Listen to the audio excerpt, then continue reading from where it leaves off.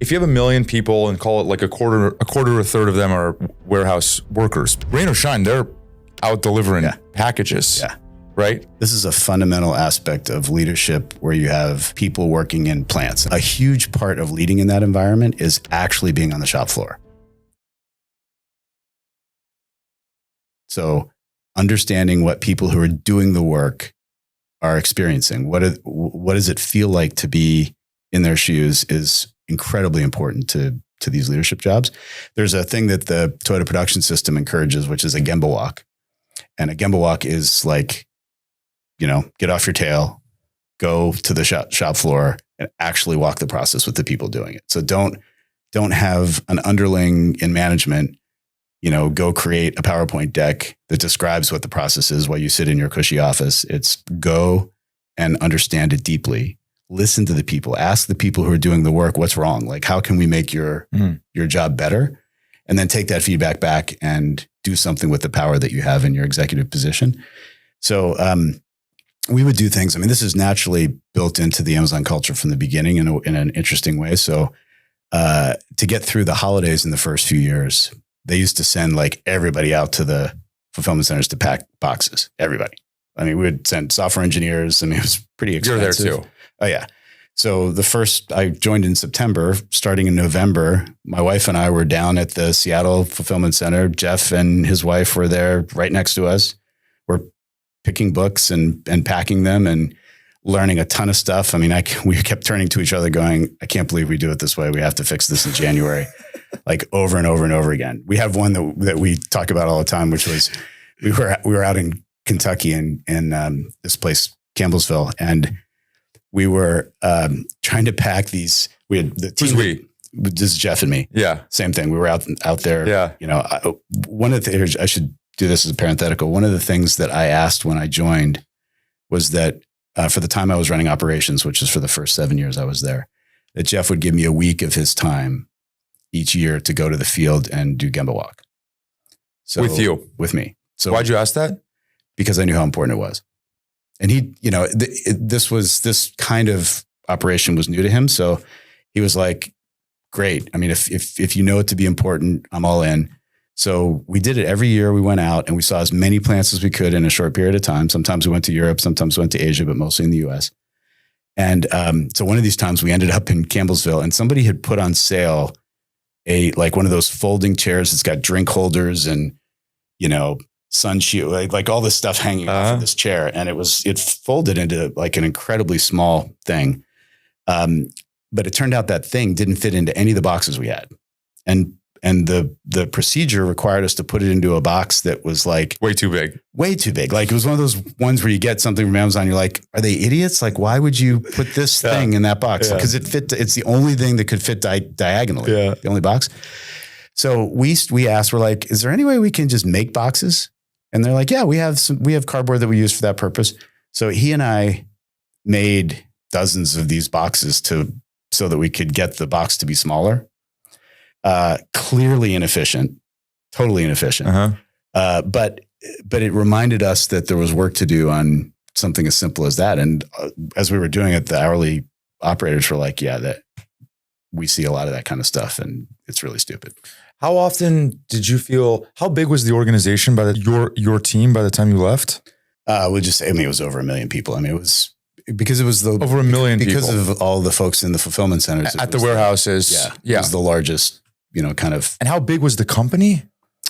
The company was, we should look at rather than me quote it. Like it's couple millions?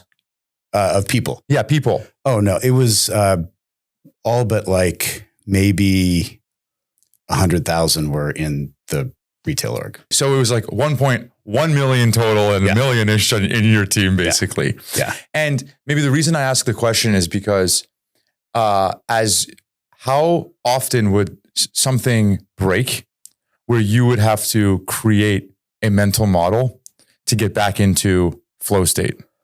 Yeah, it's a good question. I in the early days, like every day. Every day. Yeah. Every day there was. But you can't create a new mental model every day. No, but you can refine the one you have. And give me an example. So the best one, the most profound one at Amazon was thinking about the act of getting merchandise from a warehouse, which we call a fulfillment center, to a customer or a business. And if you look at most designs in the late 90s, they were basically designed by people who were thinking about warehousing. They were thinking about, how do I get pallets and cases of stuff to stores so that you can put it on a shelf and the store can then, sell it. And it turns out that the process, the wiring, the physics of what happens in a Amazon fulfillment center was much more like a factory, like an assembly factory. So I happen to have that mental model because I spent time in grad school studying manufacturing. I worked for 6 years at Allied Signal, which was all in manufacturing jobs. So I walked in with a mental model, but I spent the first couple of months, the first holiday basically, because I joined in September, watching this sort of attempt to make the warehousing tools work for direct to consumer, and they didn't work very well that way. But the more I watched, the more I was like, actually, I have a mental model that is going to work. And it's how you build an assembly plant where you're moving things from parts to assemble a final thing. And the thing would be an order for a customer in this case. And that mental model turned out to work with some modifications. So we didn't bend metal like an auto factory would. We didn't have a paint shop. We didn't have, so an assembly plant, you might have all those things. We didn't have people riveting. We didn't have, sparks flying over the place because you're cutting stuff. But all of the flow of material and the interaction between machines and people was much closer to an assembly operation. So what happened is I would watch the process and my brain would start to detect differences between the model that was implemented. And I would just note those errors and start to correct the mental model in my head about what we were building. So I was basically modifying the assembly mental model to fit the environment that I was now responsible for. It's like a bug in the line of your code. Yeah.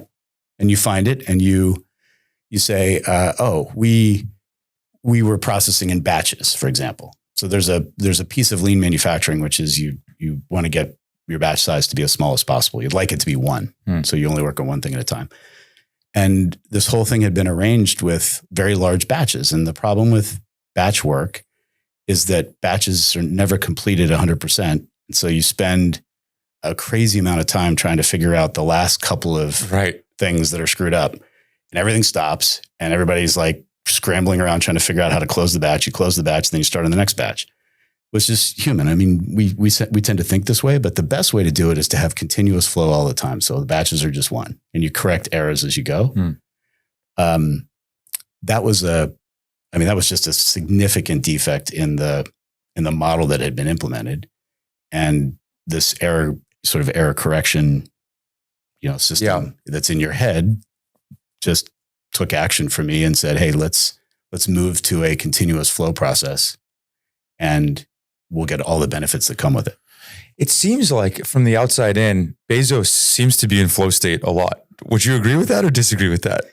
I think he is. He was incredibly helpful in a whole bunch of ways to teams all over the company in putting himself into a flow state where you would invent a way around a problem. So you had some obstacle. It could be a physics-based obstacle. It could be a software obstacle. It could be, an incentive obstacle. And he was really good at coming up with ways to get around that impediment. And so, he could put himself into a mode where he could go very deep on something and the ideas would come, pretty profusely.